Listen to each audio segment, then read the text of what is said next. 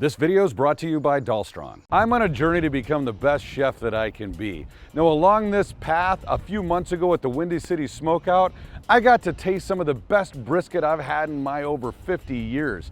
And the man who made it swears that none of these newfangled techniques we're talking about, Wagyu tallow or fancy salt or fancy pepper, none of that stuff applies. None of that is the way that his great-grandfather started making brisket almost 100 years ago. I'm here in Lockhart, Texas, where I'm gonna meet fourth-generation pitmaster, brisket baron Barrett Black, who's agreed to teach you and me how they make OG Texas brisket here. Barrett! Al, you're here. I am. How you doing? Doing good, doing good. Welcome. Thanks. Yeah. Ready to show us some stuff? Yeah, let's go around back, show you where the magic happens. Perfect.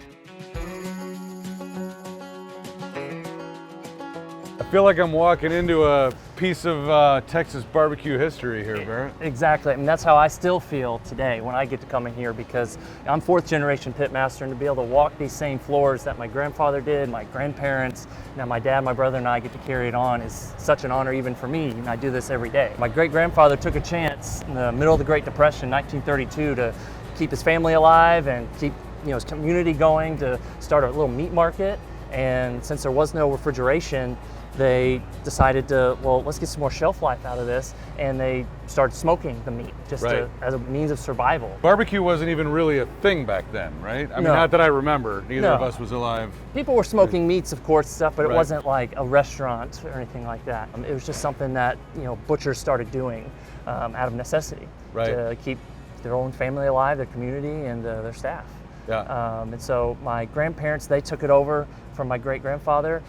They bought it from him and carried on that legacy, and they're really the ones who perfected it and really dove into the craft of barbecue before craft was a thing. Right. They cared about quality and doing the right thing, not only in the restaurant, but in their community as well. Now, the kitchen's still the kitchen that Edgar cooked in? Yes.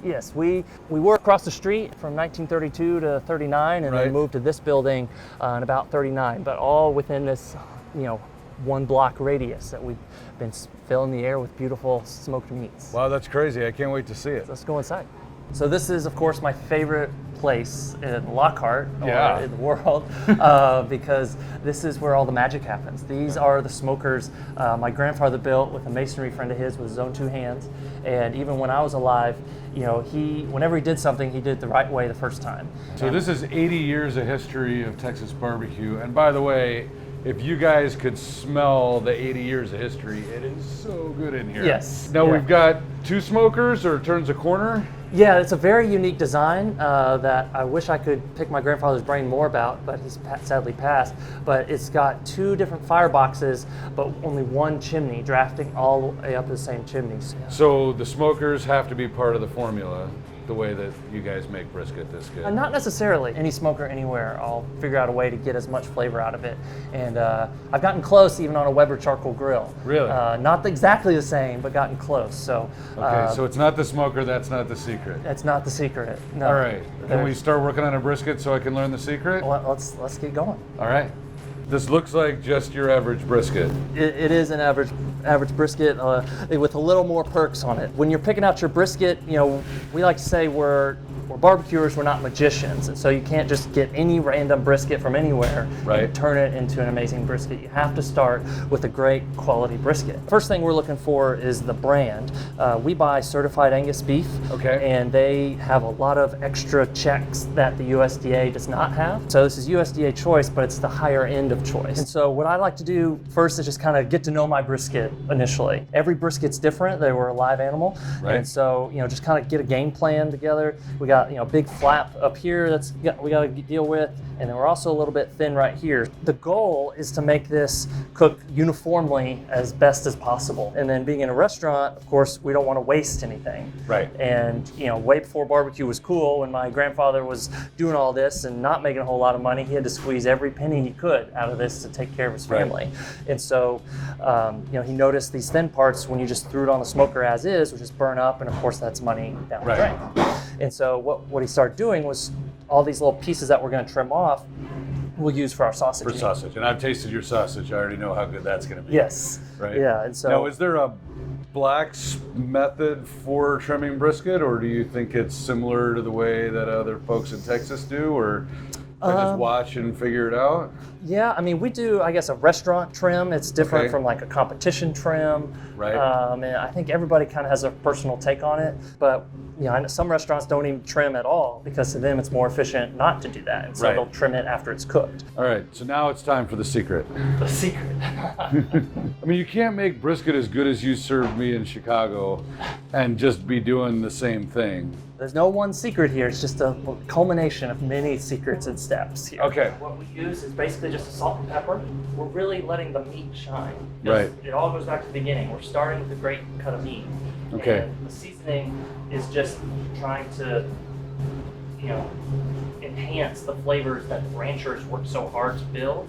Now we're taught Morton's kosher salt or diamond crystal, 16 mesh black pepper. Is that what we're doing here? We've always used table salt. Table salt, iodized table salt. Iodized table salt is what we've always used. I think a big part of our success is the table salt because it's that smaller crystal, it dissolves faster, gets deeper into the meat. Right. It doesn't just sit on top to build the bark. Okay. To build the bark, we're relying on the post oak that we're Right. using. Yeah, this is not a heavy layer of seasoning here, No. but No, we keep it very light. Right. Because that iodized salt will just penetrate so deeply into the Okay. meat. That's one of the secrets, I guess you could say. Okay. Of how we get so much flavor throughout the entire brisket. Okay, anything special about the pepper? We like a very coarse pepper, a Right. 10 or 12 mesh. Okay, 10 or 12. Do I have to buy it, or can I use your That's your rub and crit? This is it? You can take that home. All right, and they can get it, right? On Yes. your website for the shop, it's blacksbbq.com? Yes. All right, so let's put a link up on the screen so people can get this, Yeah. so they can follow along when I try this. All right, awesome. Okay, how long ideally would you let it rest before putting it on the smoker? Overnight. Overnight? 8 hours Okay. or so. But you feel like we could put it on right now and still... Yes. Your name will Briskets. be on this one. For Awesome. tomorrow. Okay, good. All right, let's get it in the cooker. Beautiful.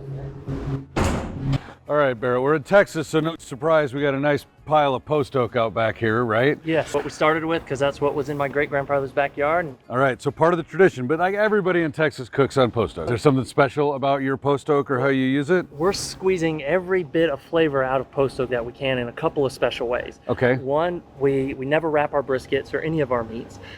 We just patiently get through that stall that everybody goes through. We haven't Right. cured the stall. We're just patient and ride through it. Okay. But also, my grandfather came up with a technique where we'll actually cook a brisket over multiple days. Really? Yes, where we'll trim it, season it, let it rest, and then we'll cook it about 80% done to where it's technically cooked but not real tender. And Okay. then we'll chill it in our walk-in Oh, refrigerators. back in the refrigerator. Yes. Okay. For at least one day, 24 hours, 48 hours. Okay. And that really helps the flavors penetrate deeper. All right, something else for me to try. That's right. All right, now, it's not just brisket. You cook everything on this? Everything on post oak. Same Right. rub, same wood. All right, well, let's go throw this on the fire, and I got a surprise tasting for you inside. All right. This is my kind of surprise, Barrett. That's right. There's no brisket on the plate, but there's a lot of other great meats here. Yeah. Is there as much history in this as there is in the brisket? Everything's got a story, but of course it's all inspired by the brisket. Starting with the sausage, we talked about it when we were trimming the brisket. All that beautiful trimmings goes in to make our sausage, and that's something that we're very proud of and something my grandfather innovated because we used to have a full meat market and grocery store, Right. and it was always just, the butcher would say, oh, this is about to go bad, just throw in the sausage, whatever. It was a mixture of pork and beef, and every week it was a different ratio. We standardized the recipe, and that's still the same recipe we use today. There you go. Cheers. That's really good. You taste the beef, but I actually do taste the pork. So 10% pork, you said, comes from the spare ribs. That's right. Cheers. Cheers. You're right. I taste the pork. I taste the smoke. I taste a little bit of salt and pepper, but not a lot of... Right. It really is just good. So, beef ribs, relatively new addition to the menu and to the barbecue scene. Yes. Same thing, back to basics, nothing fancy on here? I mean, we still do it the old school way. When we add new menu items, especially the smoke, we're doing everything we can to respect the traditions that were started.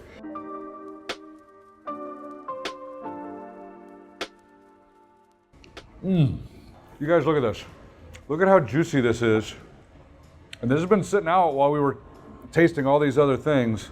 I mean, I'm coming to the conclusion here that all all of these crazy flavor profiles everybody's developing, you can't improve on the original, they're just creating variety. Is that the theme that I should walk away from this with? I think so. Like I like to tell people, start with salt and pepper, and then if you want to go crazy with other flavors and experiment and do that, add that towards the end of cooking. Because if you're going to add all these herbs, whatever, they'll just burn as you're cooking it and get bitter. By adding it in that last little bit of cooking, so that way they can really shine and pop. If you're trying to get away, do something different than just traditional Texas barbecue. Dude, I am so impressed. I don't really want to wait for a 2-stage cook. Came hungry. Do we have an OG brisket that we can get a head got start on? Coming off all day long. We got dinner coming up, so we got plenty. All right, should we go back in the kitchen? Let's do it. All right. All right, so this looks different than the other Texas briskets. Like maybe because you didn't over season it, not a lot of pepper I can see on here. Of course, yeah, to me this is a perfectly cooked brisket. It's got a beautiful bark on it that comes from the post-oak smoke. Right. Because we don't wrap, so we just get lots and lots of layers of smoke on there. Right. That's what builds up that bark for us. All right, should we taste it? Yeah, let's taste it. I forgot my knife. Oh, don't worry. I got a knife. You got a knife? As you probably know, this series is sponsored by Dahlstrong. Okay. And one of the cool things about being sponsored by Dahlstrong is they give gifts to folks that I work with, and they're their nicest things. So check this out. This is for you. Oh my gosh. This is their new Centurion series. This is actually Swedish steel. And they sent you a slicer. Wow. I'm gonna pull this out here.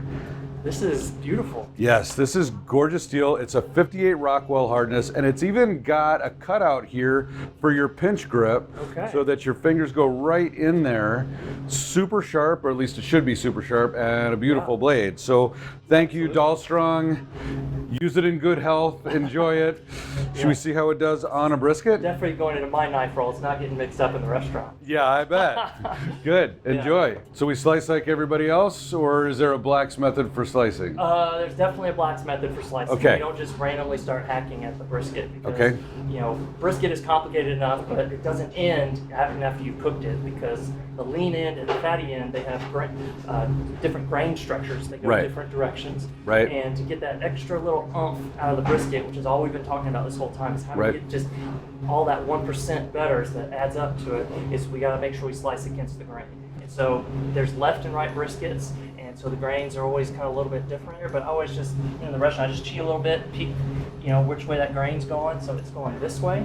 And so to get just that extra, just perfect piece of brisket off of there. Oh, look at that. That's why you buy, very high quality beef, because even after it's been cooked, this lean in, you can still see flecks of that intramuscular fat within the meat, and that's what provides it flavor. All right, one for you, one for me, one for you guys. Cheers. Cheers.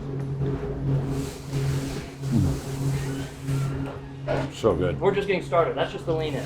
So we're going to look for approximately the middle of the brisket. You can tell where it starts to kind of taper down. That's where those muscles come together, separated by that layer of fat. So we just cut that all the way through. And then you can see the separation of meat right there.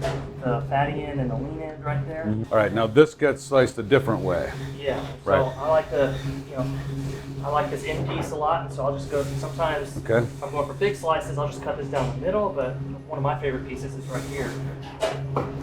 So I'll just cut that off right there. You can just see even more beautiful marbling in there.